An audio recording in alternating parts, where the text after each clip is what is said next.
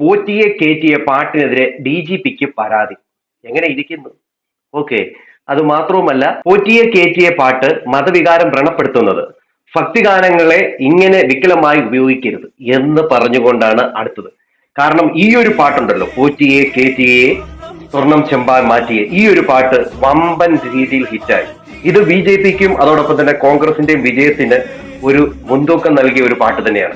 പ്രത്യേകിച്ച് പറയുകയാണെങ്കിൽ കോൺഗ്രസിന്റെ ഒരു എന്താ പറയുക, ഒരു വിജയത്തിന് ഈ ഒരു പാട്ട് വളരെ അനിവാര്യമായിട്ട് അവരെടുത്ത് ഉപയോഗിച്ചു എന്ന് തന്നെ പറയാം. അതുതന്നെയാണ് ഈ ഒരു പാട്ടിനെതിരെ ഇപ്പോൾ ഇങ്ങനെ ഒരു പ്രസ്താവന അല്ലെങ്കിൽ ഇങ്ങനെ ഒരു പരാതിയുമായിട്ട് മുന്നോട്ടെത്തിയിരിക്കുന്നത്. പലയിടത്തും തമിഴ്നാട്ടിൽ നിന്ന് വരുന്ന വണ്ടികളിൽ പോലും ഈ പാട്ടുകളാണ് ഇപ്പോൾ കേട്ടുവരുന്നത്. എന്തായാലും അത് നിങ്ങളൊന്ന് കേട്ടു നോക്കി.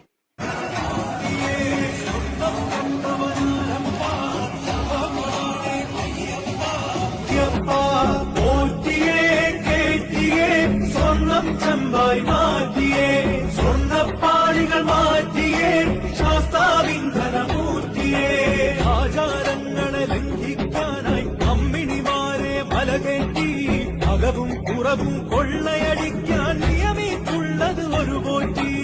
ആചാരങ്ങളെ എല്ലാവരുടെ മനസ്സിൽ ഇപ്പൊ ഈ ഒരു പാട്ടാണ്. എല്ലാവർക്കും ആ പഴയ പാട്ട്, ഇതിന്റെ ഒറിജിനൽ പാട്ട് ആർക്കും ഓർമ്മയില്ല. ആ ഒരു അവസ്ഥയിലാണ്. എന്തായാലും ഈ പാട്ട് എഴുതിയവൻ വിളിച്ചു. വയലാർ പോലും ഇതുപോലത്തെ ഒരു പാട്ട് എഴുതുമോ എന്നാണ് ആൾക്കാരുടെ ചോദ്യം.